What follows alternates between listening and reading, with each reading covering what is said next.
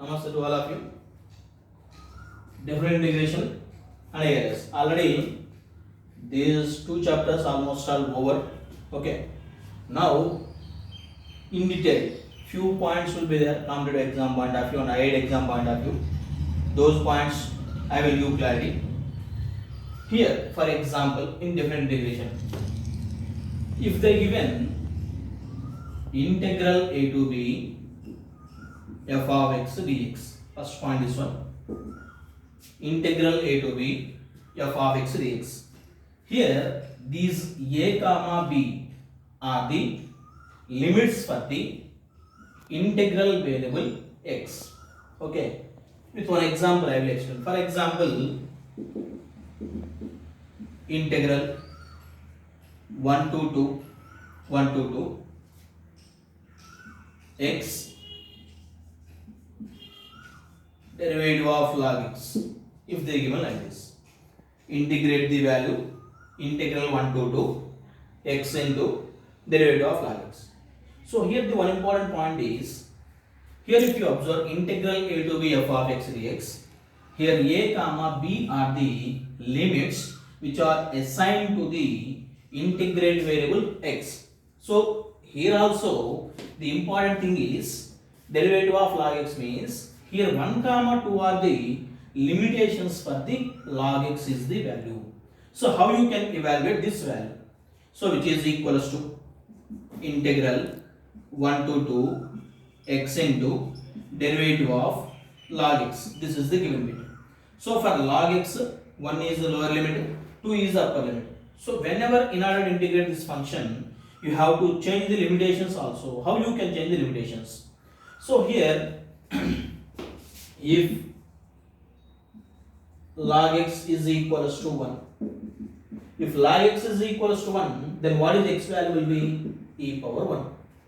Next, if log x is equals to 2, then what is x value will be e square is the value. So in order to evaluate this integral, which is equals to integral, here when log x equals to 1, x equal to e power 1. So the lower limit value with respect to x changes to e power 1. Next, upper limit value 2 is there. If log x equals to 2, x value changes to e square. So here it is value e square. Then x into. Now you can change. What is derivative of log x value? 1 by x into dx is the value. So here if you simplify this whole value, you can get x between the limitations e to e square, which is equals to upper limit value e square minus e. This is the value. So here the important point is, whenever the limitations are given, limits are given for the definite integral value, these limits are corresponding to integrate variable x limitations. So here in this bit, integral 1 to 2 x into derivative of log x means, here how you can proceed this bit? Here for log x limitations are these two. So how you can proceed? First of all, derivative of log x. So calculate the lower limit value, upper limit value when if it is assigned to x. So log x is equals to 1, therefore x value e power 1, log x equals to 2, x value e square. Then you can simplify like this. Derivative of log x value 1 by x dx, you will get this the answer. With one more example I will explain.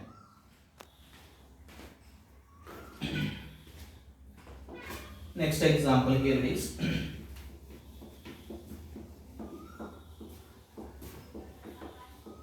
For example, if they given one more example here it is, integral 1 to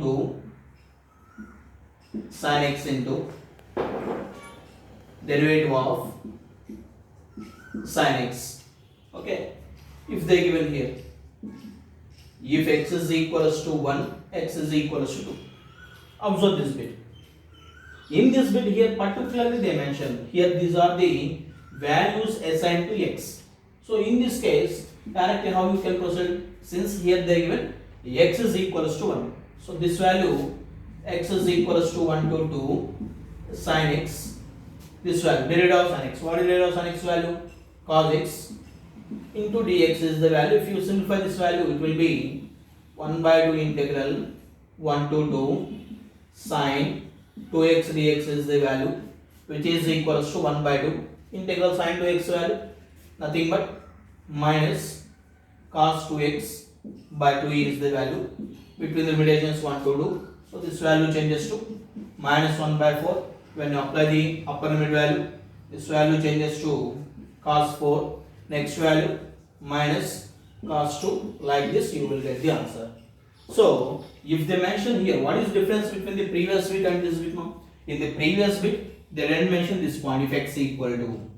In the previous bit simply they given 1 to 2 x derivative of log x. This is the bit. So here the important point is what the given integration limits. These limits are with respect to related to the integrating variable unless until they will mention like this. Here nothing is mentioned. So here these are the limitations belongs to the log x. So when you are doing with respect to x integration, even these limitations also we have to change with respect to x, then integrate. For example, in this bit particular if they mention if x equal to 1 to 2, integral sin x derivative of sin x. So automatically sin x into derivative of sin x nothing but cos x is the value. Then simplify, you will get the answer. Okay, this is one important point. Okay, clarified. Next,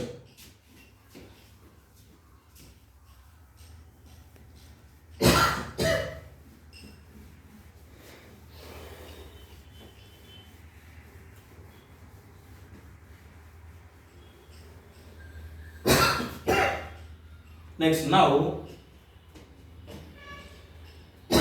I will discuss one more important point here. Integral a to b f of x dx. Already in the beginning of the different integration I given. This is a algebraic area. This will use the algebraic area covered by this curve under the limitations a to b. So what is the meaning of algebraic area? I mentioned here it is the word algebraic area. So what is the difference between algebraic area and this general area? Let us discuss. For example, if the graph is like this, let this is y equal to f of x is the value, let this is a, let this is b. This is x axis. You can consider like this. Now, the area bounded by the curve y equal to f of x, area bounded by the curve y equal to f of x, and x axis given by this is the value. So here, if you consider, let this is capital A, this is capital B. In this case, area equals to, what is the area here? It is A plus B. This is the area.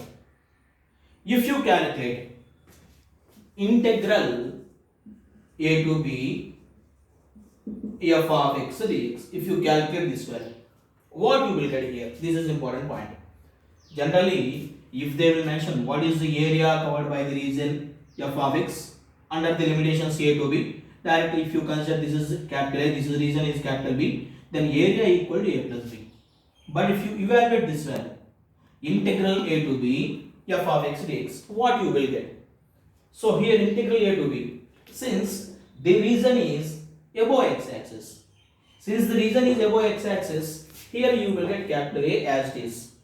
Next here b is the region below x axis, so here you will get minus b. So if you evaluate integral a to b f of x dx, if the f of x graph is like this, you will get, this is the value you will get. But in general, if you calculate particularly area is equals to a plus b. So here this is known as the algebraic area. So here directly if you calculate integral a to b f of x dx, what you will get, that we can't conclude totally, that is area covered by this region under the limitations a to b. Very very important point. Okay. So here this is the regular area and this is the algebraical area. One more important point I will discuss.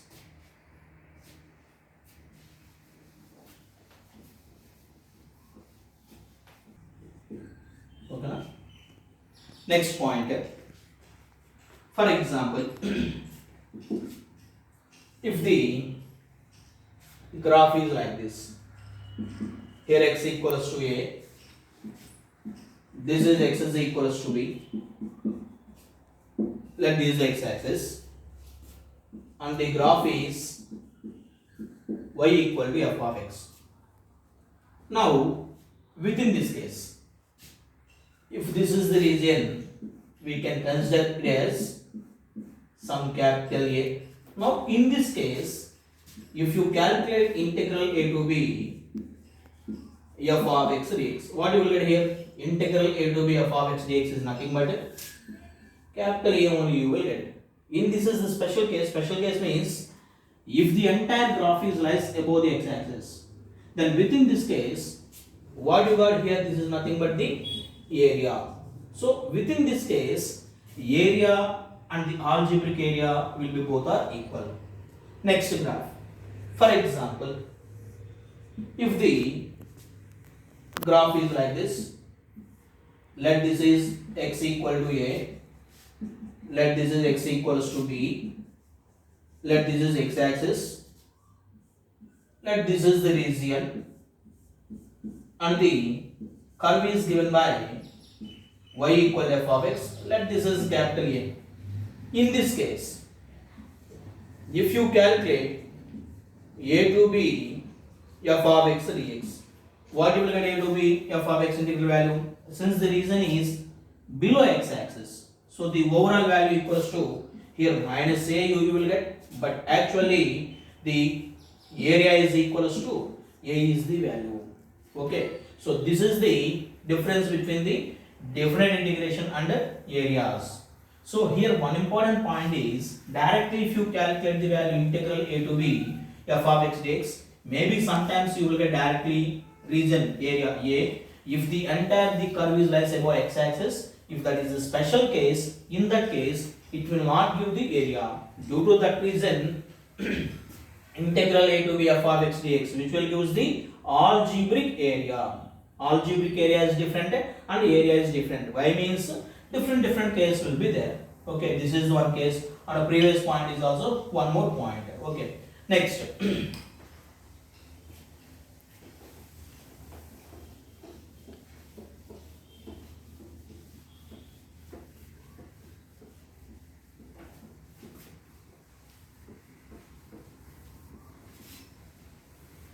One more important point.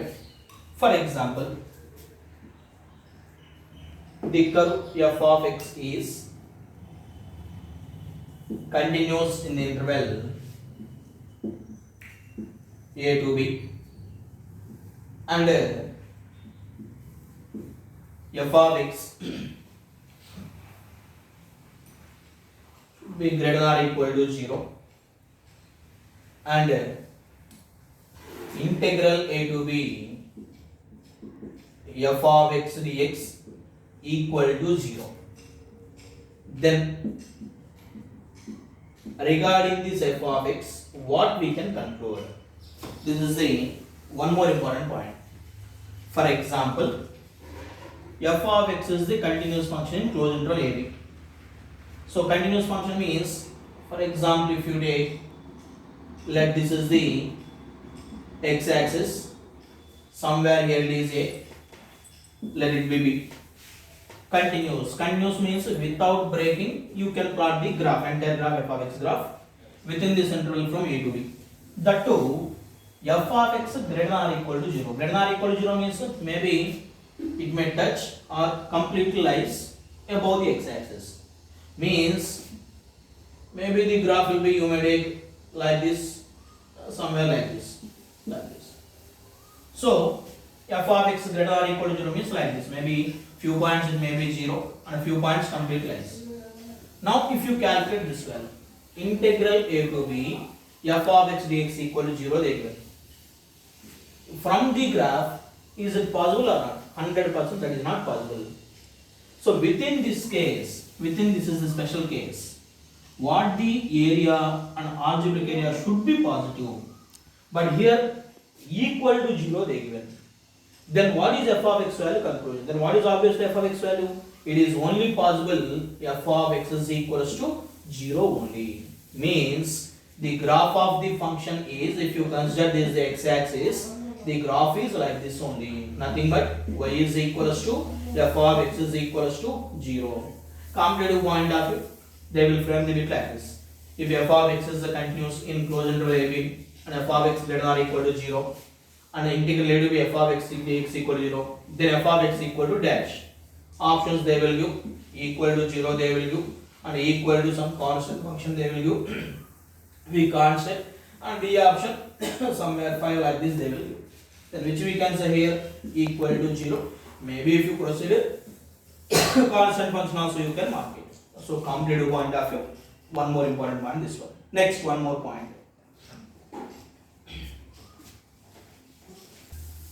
One more point here is f of x is the continuous function in closed interval AB and integral a to b f of x equal to 0, then f of x has dash. Okay. What about this one? F of x is the continuous function in interval AB. Integral a to b f of x equal to 0. Integral a to b f of x equal to 0. Means here if you observe,